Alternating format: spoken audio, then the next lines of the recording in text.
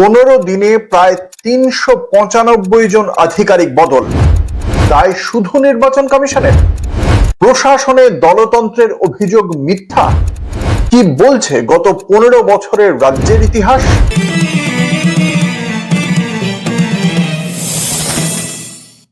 তথ্য তত্ত্বে আপনাদের সকলকে স্বাগত। আপনাদের সঙ্গে রয়েছি আমি অঙ্কুর।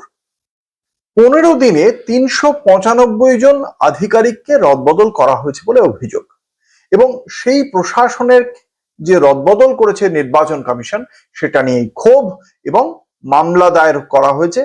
তৃণমূল কংগ্রেসের সাংসদ আইনজীবী কল্যাণ বন্দ্যোপাধ্যায় তিনি হাইকোর্টে মামলা দায়ের করেছেন। কমিশনের পদক্ষেপকে চ্যালেঞ্জ করে এই যে মামলা, সেই মামলা করা হয়েছে একেবারে সোমবার সকালে হাইকোর্টের প্রধান বিচারপতি সুজয় পালের বেঞ্চে এই মামলা দায়েরের অনুমতি নেন চান কল্যাণ বন্দ্যোপাধ্যায়, তার দৃষ্টি আকর্ষণ করেন এবং যাতে দ্রুত মামলা শুনানি করা হয় তার আবেদনও জানানো হয়। এরপরেই মামলা দায়েরের অনুমোদন দিয়েছেন প্রধান বিচারপতি ডিভিশন বেঞ্চ। সম্ভবত মঙ্গলবার এই সংক্রান্ত মামলা শুনানি হতে পারে প্রধান বিচারপতি ডিভিশন বেঞ্চে, এমনটাই এখনো পর্যন্ত খবর। তৃণমূলের এই অবস্থানের প্রেক্ষিতে কি মনে হয় যে কমিশন এসব কেন করছে?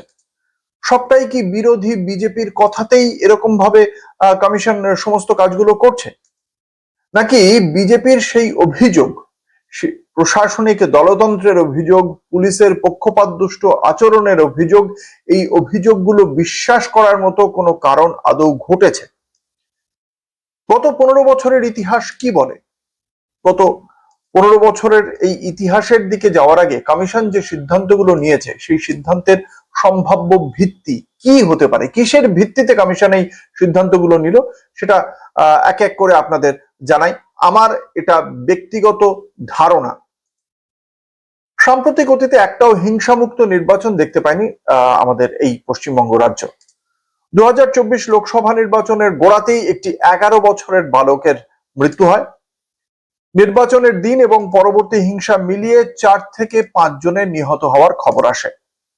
2023-এর পঞ্চায়েত নির্বাচন আপনাদের মনে থাকবে 8ই জুলাই হয়েছিল। এই পঞ্চায়েত নির্বাচনেও আগে পরে মিলিয়ে 30-এর উপরে সংখ্যাটা ছিল নিহতের, এবং অসমর্থিত সূত্রে সেই সংখ্যাটা 30 নয় 50-এর কাছে ছিল বলেই দাবি। শাসক দলের পক্ষ থেকে কি দাবি করা হয়েছিল? তারা বলেছিল যে তাদের কর্মীরাই পঞ্চায়েত নির্বাচনে বেশি নিহত হয়েছেন, এবং প্রত্যেকটি ক্ষেত্রেই তৃণমূল কংগ্রেসের বক্তব্য ছিল বিরোধীরা নাকি খুন করেছে পঞ্চায়েত নির্বাচনে তৃণমূল কংগ্রেসের কর্মী সমর্থকদের। যদি আমরা শাসক দলের অভিযোগ তর্কের খাতিরে মেনে নিই, তাহলে একটা বিষয় স্পষ্ট, বিরোধী আশ্রিত দুষ্কৃতীরা এতটাই পরাক্রমশালী ছিল তাকে না মোকাবিলা করতে পেরেছে রাজ্যের শাসক দল, না তাদেরকে দমন করতে পেরেছে পুলিশ প্রশাসন। অর্থাৎ পুলিশ প্রশাসন তৃণমূল কংগ্রেসের দলীয় কর্মীদেরই বাঁচাতে ব্যর্থ হয়েছে। পুলিশকে এখন যদি ফাইল দিয়ে মুখ ঢাকতে হয়, তাহলে সে নিজেই বাঁচছে ফাইলের আড়ালে, তাহলে সে অন্যদের কিভাবে বাঁচাবে, এই প্রশ্ন উঠে যায়। ফলে এবার যদি সেই কারণে প্রশাসনিক রদবদল হয়, তাহলে আপত্তি কোথায়? এবার আসে প্রশাসনে দলতন্ত্র সংক্রান্ত অভিযোগের বিষয়। প্রশাসনে দলতন্ত্র সংক্রান্ত অভিযোগ থাকলেই সচরাচর নির্বাচন কমিশনের পক্ষ থেকে এই ধরনের যে রদবদল, সেই রদবদলগুলো করে থাকে। একটা ছোট ঘটনা এই অভিযোগের একটা সামান্য দৃষ্টান্ত হতে পারে। সোমবার পশ্চিম মেদিনীপুরের ডেবরায় রাজ্যের মুখ্যমন্ত্রী গিয়েছিলেন নির্বাচনী প্রচারে।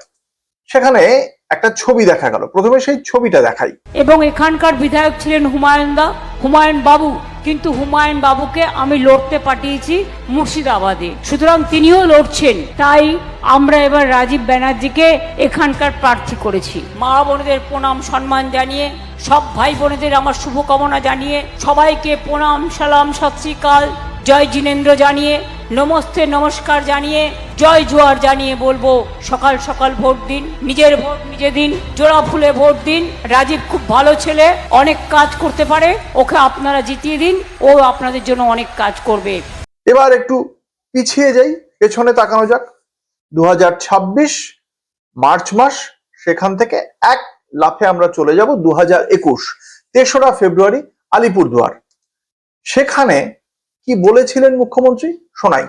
আমি জানি যে ছেলেটা আমাদের থেকে চলে গেছে, जो हमारे साथ थे लेकिन अभी चला गया, বন সহায়ক অ্যাপয়েন্টমেন্ট নিয়ে ও কিছু কারসাজি করেছে। এই কমপ্লেন আমাকে বহুত सारे आदमी ने दिया है। हम उसको इन्वेस्टिगेशन कर रहे हैं, हम उसको इन्वेस्टिगेशन कर रहे हैं। তখন কথা বলেছিলেন মুখ্যমন্ত্রী। আজকে 5 বছর কেটে গেছে। এই 5 বছর কেটে যাওয়ার পরে যেসব প্রশ্নের জবাব আজও পাওয়া যায়নি, সেই প্রশ্নগুলো কি এক এক করে বলি। রাজীব বন্দ্যোপাধ্যায় কি দোষী নাকি নির্দোষ?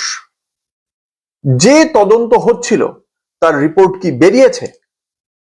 5 বছর কেটে গিয়েছে, তদন্তের রিপোর্ট নেই কেন? বন সহায়ক পদে রাজীব বন্দ্যোপাধ্যায় যদি দুর্নীতি না করে থাকেন, তাহলে দুর্নীতিটা কে করেছিল? কারোর কি শাস্তি হয়েছে নাকি দুর্নীতিটাই আদতে হয়নি? মুখ্যমন্ত্রী কি তাহলে না জেনেই রাজীব বন্দ্যোপাধ্যায় সম্পর্কে একটা অভিযোগ করে বসেছিলেন? তার মানে কি মুখ্যমন্ত্রী দায়িত্ব জ্ঞানহীন মন্তব্য করেছিলেন?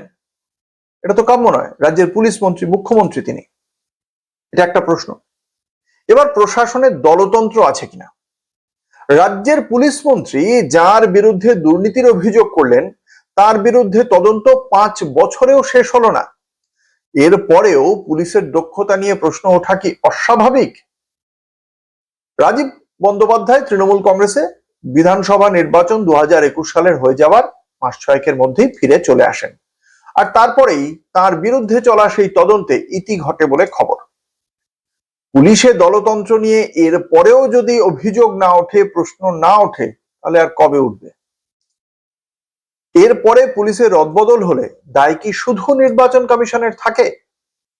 কয়েকটা ঘটনা আর তাকে কেন্দ্র করে কিছু প্রশ্ন তুলে দিলাম। 2016-তে নির্বাচনের আগে সারদা নারদা যথেষ্ট বড় ইস্যু ছিল বিরোধীদের হাতে। মুখ্যমন্ত্রী তখন কি বলেছিলেন? তিনি বলেছিলেন আগে জানলে এদেরকে টিকিট দিতাম না, শুধু অভিযোগের ভিত্তিতে বলেছিলেন। তা পরে তো জেনেছিলেন, তারপরেও কিন্তু কোনো পদক্ষেপ করা হয়নি। ক্যানিং পূর্বের বিধায়ককে যিনি মঞ্চ থেকে বলেছিলেন বোমা বাঁধেন বলে কটাক্ষ করেছিলেন, যিনি তাকেও এবারেও প্রার্থী করা হয়েছে ছবি বিশ্বাসকে, তথাকথিত ছবি বিশ্বাসকে প্রার্থী করা হয়েছে এবারেও। মেসিকে দেখতে গিয়ে যাদের টাকা গচ্চা গেল, তারা কি টাকা ফেরত পেয়েছেন? তাহলে যাদের কারণে তাদের টাকাটা গচ্চা গেল, সেটার জন্য তো একটা তদন্ত কমিটি গঠন করা হয়েছিল। সেই তদন্ত কি হলো? কেউ টাকা ফেরত পেয়েছেন? আর যিনি এই ঘটনায় প্রধান অভিযুক্ত ছিলেন, তার জামিন তো সেই দিক থেকে হয়ে গেল। তার টাকা পয়সাও যেটা বন্ধ করে দেওয়া হয়েছিল, অ্যাকাউন্ট ফ্রিজ করা হয়েছিল, শুনছি সেই বিষয়টাও খুলে দেওয়া হবে, তার অ্যাকাউন্টও খুলে দেওয়া হবে। পুলিশের ক্ষমতা আছে কাউকে ধরবে? ধরেনি তো অন্তত। এ রাজ্যে পুলিশকে হুমকি দেন অনুব্রত। হুমকি দিয়ে মনে করিয়ে দিয়েছিলেন তিনি যে কটার মধ্যে ভোটটা কমপ্লিট করতে হবে, একদম ঘড়ি দেখিয়ে বলেছিলেন তিনি। আর তারপরে তিনি এই কিছুদিন আগে তিহার থেকে ফেরার পরে গালাগাল করেছিলেন, ফোন তুলে গালাগাল করেছিলেন অশ্রাব্য ভাষায়।